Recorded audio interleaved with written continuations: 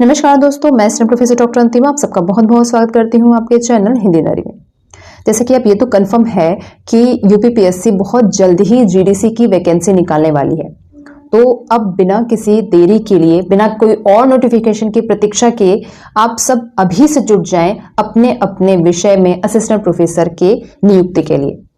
और मुझे खुशी है ये जानकर कि बहुत से बच्चे अभी से उसके इस विज्ञप्ति के लिए लग गए हैं, क्योंकि मेरे पास भी लगातार ये प्रश्न आ रहा है कि मैम कैसे तैयारी करें, स्ट्रेटजी क्या रखें, या बुक लिस्ट क्या होना चाहिए, ये सामग्री कहाँ से मिलेगी। तो उन्हीं में एक प्रश्न पर आज का वीडियो बना रही हूँ, जो है कि हिंदी विषय में जो बच्चे जीडीसी का एग्जाम देने वाले हैं उनको क्या बुक लिस्ट उनके लिए होना चाहिए जो उनको तैयारी में और फायदा देगी या उनसे तैयारी से उनको लाभ मिलेगा। तो अगर मैं हिंदी सिलेबस की बात करूं तो ये जो पूरा सिलेबस है जीडीसी का वो 7 इकाइयों में विभाजित है। जीडीसी का सिलेबस मैंने अपने टेलीग्राम चैनल पर भी डाल दिया है, आप वहां पर भी जाकर देख सकते हैं।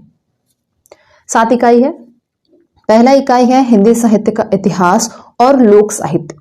जीडीसी ने अपने सिलेबस में कई सारी अलग और नई चीज भी डाली है, इसलिए आपको वो और डिटेल से देखने की जरूरत पड़ेगी।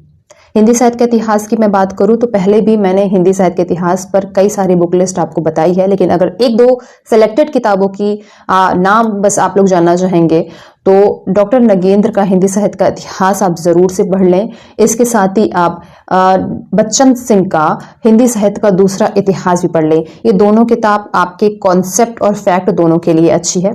इसके साथ लोक साहित्य की बात करूं तो लोक साहित्य के लिए आप कृष्णदेव उपाध्याय का द्वारा लिखित हिंदी साहित्य की भूमिका, जो आप स्क्रीन पर भी देख सकते हैं, इस किताब को जरूर से देख लें। अच्छी किताब है, बहुत सामान्य भाषा में लिखी गई है, सहज है, आप कॉन्सेप्ट भी क्लियर होगा और कई सारे फैक्चुअल जो क्वेश्चन है वो भी आपको यहां से मिलेंगे। तो फर्स्ट इकाई के लिए आप ये दोनों पढ़ सकते हैं। दूसरी जो यूनिट है वो है हिंदी साहित्य के इतिहास से ही रिलेटेड है। अब जो दूसरी यूनिट है वो है मध्यकालीन काव्य, जिसमें आपको भक्तिकाल और रीतिकाल दोनों पढ़ना है। उसके लिए भी आप सेम किताबें पढ़ सकते हैं। इसके साथ जो तीसरी यूनिट है वो है आधुनिक काव्य, जिसमें भी आप यही जो दोनों किताबें हैं डॉक्टर नगेंद्र और बच्चन सिंह, दोनों उनको पढ़ सकते हैं। अगली यूनिट की बात करूं हिंदी कथा साहित्य या हिंदी उपन्यास साहित्य। हिंदी उपन्यास साहित्य के लिए आप एक तो नगेंद्र का जो आधुनिक इतिहास है ये भी आपको बहुत ही से फायदा मिलेगा। साथ में आप वैसे तो रामचंद्र तिवारी जी की जो पुस्तक है वो हिंदी गद्य के इतिहास के लिए बहुत फायदेमंद है, लेकिन किताब थोड़ी मोटी है। एक किताब को देखने के बाद ही एक अजीब सी घबराहट उत्पन्न होती है, लेकिन यदि आप पढ़ने में अच्छे हैं या आपको पढ़ना बहुत अच्छा, आप संतुष्ट नहीं है उतने मटेरियल से, तो आप हिंदी साहित्य का इतिहास एक बार देख जरूर लें। यदि आप वो पुस्तक देख चुके हैं और नहीं पढ़ना चाहते हैं तो मैं जरूर कहूंगी कि आप बच्चन सिंह का आधुनिक हिंदी साहित्य का इतिहास पढ़ें और साथ में नगेंद्र की हिंदी साहित्य का इतिहास, इसमें बाकायदा पूरे हर एक विधा को उन्होंने डिटेल में बताया है।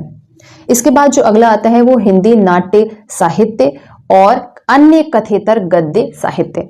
इसके लिए भी यही दोनों किताबें और साथ में जो तीसरी किताब है बच्चन सिंह का आधुनिक साहित्य का इतिहास, ये भी फायदेमंद है।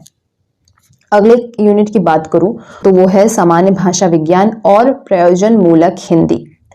इससे प्रश्न काफी चुनिंदा अच्छे प्रश्न आते हैं, इसलिए ये यूनिट बहुत इंपॉर्टेंट है, क्योंकि आप अन्य चीजों से जरूर हिंदी साहित्य में बीए या एमए में जरूर परिचित होते हैं हिंदी साहित्य के इतिहास से, लेकिन ये जो भाषा विज्ञान है ये इससे जो प्रश्न पूछे जाते हैं या प्रयोजन मूलक हिंदी, इसके प्रश्न ज्यादा इसलिए इंपॉर्टेंट हो जाते हैं क्योंकि बहुत कम हम इसको पढ़ते हैं।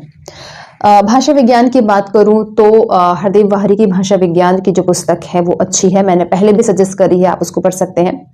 प्रयोजन मूलक हिंदी की मैं बात करूं तो उसके लिए केंद्रीय हिंदी संस्थान द्वारा जो छपी हुई है प्रयोजन मूलक हिंदी, जो स्क्रीन पर है वो आप देख सकते हैं, ये पुस्तक पढ़ सकते हैं। इसके अलावा एक और पुस्तक है प्रयोजन मूलक हिंदी कामकाजी हिंदी, अशोक प्रकाशन की है।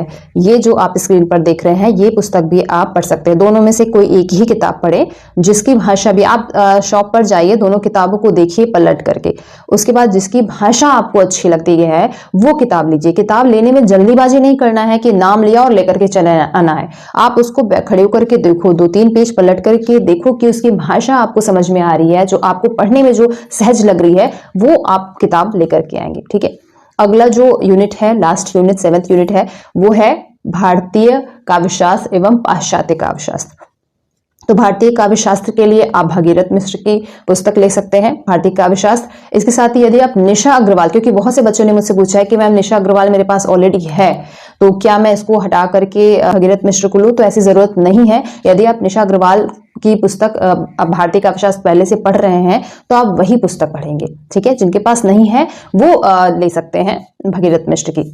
इसके अलावा पाश्चात्य काव्य शास्त्र की बात करूं तो देवेंद्र नाथ शर्मा जी की जो पाश्चात्य काव्य शास्त्र है उसका कंटेंट अच्छा भी है और बहुत सहज भी है, तो आप उसको देख सकते हैं, ठीक है। ये कुछ किताबें हैं।